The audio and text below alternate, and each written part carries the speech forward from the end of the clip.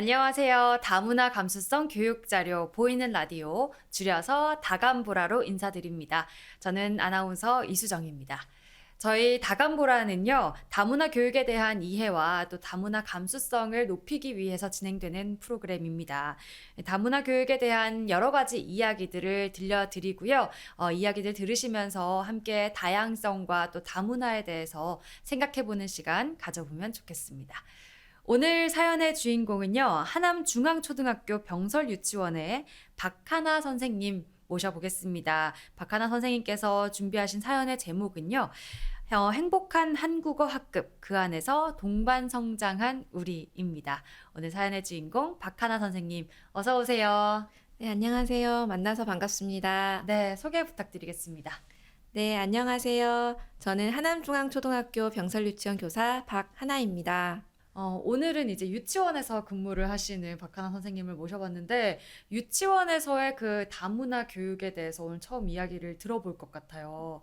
다문화 교육, 아무래도 교육이라는 건 연령대별로 좀 다양해지니까, 연령을 간과할 수 없는 아주 중요한 부분인데, 어떻게 생각하세요? 연령에 따라서 교육 내용이나 방법이 현저히 다른데요. 유아기 같은 경우는 놀이로 교육을 하다 보니 한국어 교육과 다문화 교육이 놀이와 융화되어서 교육을 해야 되기 때문에 그러한 점들이 있었습니다. 특별히 또 이 유아 교육에는 어떻게 다문화 교육을 할까, 또 그런 프로그램들은 어떻게 진행이 될까 많이 궁금해지는데, 사연에 들어가기 앞서서 또 저희가 준비한 이 화면 속에 기호인지 문자인지 어떻게 제가 설명을 못 드리겠어요. 이렇게 적혀 있는데 이걸 뭐라고 불러야 될까요? 이게 죄라고 발음하는 러시아어인데요. 아, 문자예요? 네, 네. 한국어에는 없는 발음이다 보니 정확히 발음하는 게 어려운 러시아어 글자입니다. 맞아요? 많이 비슷한데요. 틀렸어요? 저도 아무리 연습해도 어려운 글자더라고요. 아무래도 이제 나라마다 발음법이 너무나 다르고 언어체가 다르다 보니까 교육을 하고 또 배우는 데 있어서 정말 어려움이 많을 것 같아요. 특히나 또 유치원생들을 또 교육하시다 보니까 더 많이 어렵지 않을까 이런 생각이 듭니다. 네, 그럼 오늘 박하나 선생님의 사연, 행복한 한국어 학급, 그 안에서 동반 성장한 우리, 이 사연을 이야기 나눠보도록 하겠습니다. 네, 먼저 박하나 선생님 학급 이야기를 좀 들어보고 싶어요. 이 유치원이 언제 개원한 거예요? 2019년도에 개원을 했고 네. 2020년도에 한국어 학급으로 지정되었습니다. 한국어 학급으로 지정이 됐어요. 한국어 학급이 뭐예요? 한국어 학급은 한국어 의사소통 능력이 부족한 유아들을 대상으로 한국어 교육과 한국 문화 교육을 하는 특별 학급입니다. 한국 문화와 또 한국어를 따로 교육해야 되는 이유가 있었을까요? 네, 이 다문화 유아들이 한국 사회에 더 쉽고 안정적으로 적응하기 위해서 아이들을 도와주는 하나의 교육 정책입니다. 그러면 박하나 선생님께서 근무하시는 유치원에 다문화 학생들이 좀 많은 편이었나요? 네, 2019년도부터 2023년까지 전체 외국인 가정 자녀들로 구성되어 있고요. 네. 아이들뿐만 아니라 학부모님들도 한국어로 의사소통 능력이 어렵습니다. 학부모님들이 다 외국인 분들이세요? 네, 그렇습니다. 와, 그러면 처음 말을 배우는 단계 아이들인데 부모님이 도와주지 못하면 정말 힘들 것 같거든요. 특히나 한국어 교육을 선생님이 모두 다 몫을 치러야 된다고 생각하면 조금 벌써부터 막막한 생각이 드는데 어떠셨어요? 힘들었을 것 같은데.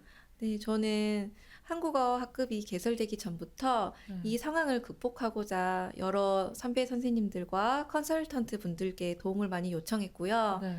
언어 발달에 관한 책이나 다문화 교육에 관련된 자료집을 밤낮으로 찾아보는 등 여러 노력을 강구했습니다. 와, 아니, 이 교육을 하기 전부터 그런 준비들을 꾸준히 해오셨어요. 전부터 이걸 상황을 미리 좀 예측을 하셨어요. 어떻게 전부터 준비할 생각을 하셨어요? 일단 아이들을 처음 만났는데 음. 전혀 의사소통이 되지 않았거든요. 아, 그리고 이 아이들에게 가장 필요한 교육은 무엇보다 한국어 교육이라는 생각이 들었습니다. 아이들을 처음 만났을 때 어떠셨어요? 진짜 막막하지만 어쨌든 하루를 보내야 하는데 그때 좀 심정이 궁금해요. 저도 아이들하고 음. 소통을 하기 위해서 어떻게 해야 될까 고민을 많이 했는데요. 네. 처음에 수신호를 많이 활용을 했는데요. 네, 아. 유아기 아이들은 화장실 소변, 대변 의사소통이 굉장히 중요하기 때문에 네. 소변은 손가락 하나, 음. 대변은 손가락 둘 이렇게 어. 수신호로 활용을 해서 먼저 교육에 오. 들어갔습니다. 그것도 근데 궁금해요. 이게 소변이고 이게 대변이란 얘기는 또 어떻게 하셨어요? 처음에는 저희가 네. 통역을 도와주시는 강사분들이 없었는데 네. 그때 초등학교에서 근무하시는 이중언어 강사님이 잠깐 통역을 도와주셨어요. 음.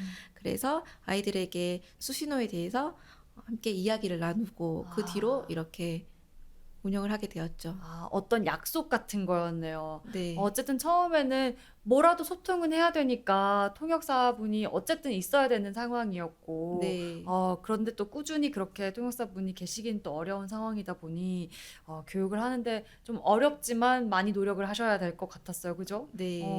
생각만 해도 벌써 너무 막막하다 이런 생각이 드는데, 어땠어요? 그 교육을 이제 그래도 스스로의 힘으로 좀 해내야 하잖아요. 아이들을 가르치기 위해서. 어떤 노력들을 하셨고, 또 노력을 했을 때 그 성과는 좀 있었는지 궁금해요. 처음에는 큰 결실을 보지 못했습니다. 여전히 아이들은 저의 말을 이해하지 못했거든요. 네. 화장실, 안 먹어 이렇게 기초적인 음. 생존에 필요한 언어 몇 마디만 했을 뿐이었는데요. 네. 이러한 상황을 극복하고자 저는 한국어 교원 양성 과정을 공부했습니다. 한국어 교원 양성 과정을 직접 공부하셨어요. 한국어 교원 양성 과정은 뭐 어떤 건지 좀 설명을 해주시면 좋을 것 같아요.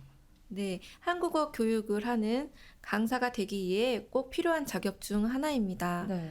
이 공부를 통해서 외국인 학생들에게 어떻게 하면 한국어 교육을 효과적으로 할 수 있을까 배울 수 있는 아주 좋은 기회였습니다. 근데 한국어 선생님이 사실 꼭 외국인 친구들한테만 필요한 건 아니잖아요. 우리 한국 사람들한테도 우리가 국어 공부를 하는 것처럼 필요한데, 특히나 이 한국 교원 양성 과정은 꼭 외국인 학생들을 가르치는데 꼭 필요한 과정인지 그것도 좀 궁금해요. 네, 한국어 교육은 일반 내국인들이 공부하는 국어와 다른 개념이 있는데요. 아. 대상이 한국어를 제1 언어로 하지 않는 사람들을 하다 보니까 좀 방향이 약간 다릅니다. 그렇겠네요. 이미 모국어로 한국어를 사용하고 있는 사람들을 가르치는 게 아니라 네, 외국인들을 대상으로 하기 때문에 교육 방식이 아예 다르겠어요. 네, 어, 비슷한 부분도 있는데 네. 차이점이 많이 있었습니다. 그중에 좀, 이거는 좀 많이 다르다라고 생각되는 부분 한 가지만 얘기해 주실 수 있을까요? 가장 기억에 남는 것은 아까 제가 발음했던 네. 죄라는 발음이 혀를 위로 올려주는 훈련이 많이 필요한데요. 네. 모국어와 러시아어가 이렇게 언어 체계가 다르다는 점이 네. 인상이 깊었습니다. 한국어 교원 양성 과정을 공부하시면서 어쨌든 외국인을 대상으로 가르치는 그 과정이 있기 때문에 뭔가 지금까지 공부하셨던 것, 또 배우셨던 거랑은 좀 다른 결이었을 것 같거든요. 어떤 점이 좀 인상적이고 어떤 점이 좀 차이점이 있었는지 궁금해요. 네, 저는 이 과정을 공부하면서 다문화 아이들을 진심으로 공감하게 됐었는데요. 네. 아이들이 한국어를 배우면서 정말 어렵겠구나 알 수 음. 있었습니다. 발음의 차이가 굉장히 크더라고요. 네. 혀를 위로 말아주는 연습이 아까 필요한 그 글자처럼 네. 외국인 학생들도 우리나라 말 중에서 특히 모음을 어. 구별하기 어렵다고 하더라고요. 어. 그래서 아이들에게 진심 어린 어. 공감을 할 수 있었습니다. 또 생각해보면 저희도 외국어 공부할 때 발음 연습을 정말 많이 하잖아요. 그럼에도 불구하고 발음이 진짜 어렵단 말이죠. 말씀하셨던 그 글자도 제가 아까 따라했는데 못했던 것처럼 아이들도 뭐 당연히 마찬가지겠죠. 아까 선생님께서 뭐 일은 소변, 이는 대변 이런 식으로 수신호로 아이들과 약속을 정해서 소통한다고 하셨잖아요. 근데 그런 상황이 뭐 1, 2년 지속되는 건 사실 너무 어려울 것 같고, 어쨌든 조금의 의사소통은 나중에 가능한 상태가 될 텐데, 현재는 아이들과 어느 정도로 소통이 가능하세요? 아이들의 수준이 천차만별인데요. 간단한 의사소통이 되는 아이들부터 음. 전혀 소통이 되지 않는 아이들까지 여러 아이들이 아. 있습니다. 소통이 그럼 잘 되는 아이는 어느 정도로 되는 건가요? 선생님, 물 먹고 싶어요? 나 이거 하고 싶어요. 이 와. 정도까지 자신의 의사를 한국어로 표현할 수 있는 아이들이 있습니다. 와, 집에서도 또 어머니, 아버지께서 이제 뭐 외국인인 경우에는 그렇게 소통이 어렵다고 했는데 정말 완전히 선생님께서 교육한 덕분에 아이들이 한국어가 그만큼 는 거잖아요. 그 과정 동안에 어떻게 노력하셨어요? 아이들이 한 문장을 완성하기까지. 저 혼자 노력하는 것이 아니라 네. 전체 선생님들과 협업을 했었고 또 네. 무엇보다 학부모님들께서도 많이 도와주셨는데요. 어. 이 아이들에게 가장 필요한 생존 어휘라고 물 먹고 싶어요, 배 아파요, 화장실 가고 싶어요 등 음. 한 10가지에서 20가지 정도 어휘를 만들어서 각 네. 가정에 배부를 했습니다. 그래서 아. 부모님과 같이 연습하게 했고 또 네. 유치원에서도 이 아이들이 이 어휘부터 빨리 익힐 수 있도록 계속 네. 교육을 했거든요. 네.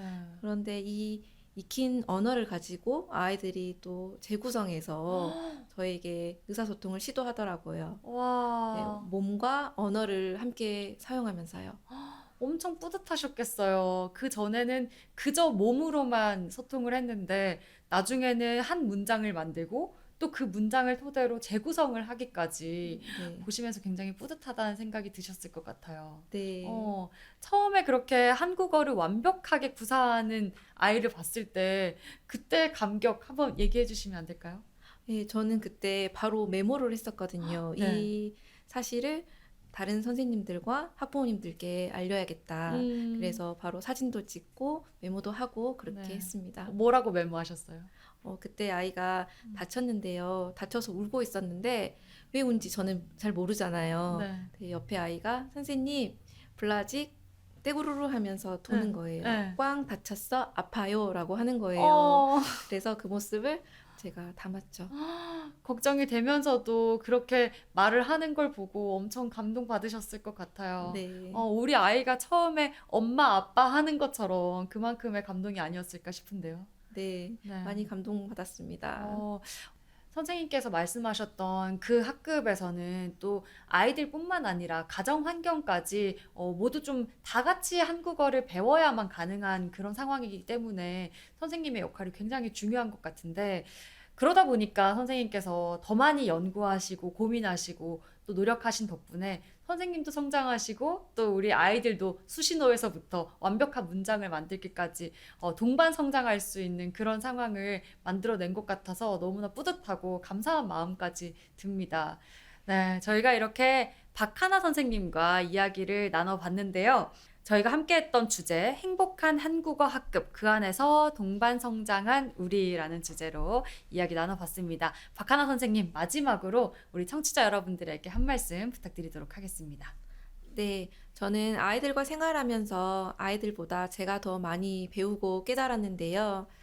늘 교육적인 고민을 많이 하고 있지만 이 아이들에게 어떤 것을 가장 최선의 것을 줄까 고민을 하고 있습니다. 이러한 초심을 잃지 않고 앞으로도 노력하는 교사가 되겠습니다. 감사합니다. 네, 끝까지 따뜻한 말씀 전해주신 박하나 선생님과 함께했습니다. 네, 여기서 오늘 다간보라 함께 마무리하도록 하겠습니다. 저는 아나운서 이수정이었습니다. 고맙습니다.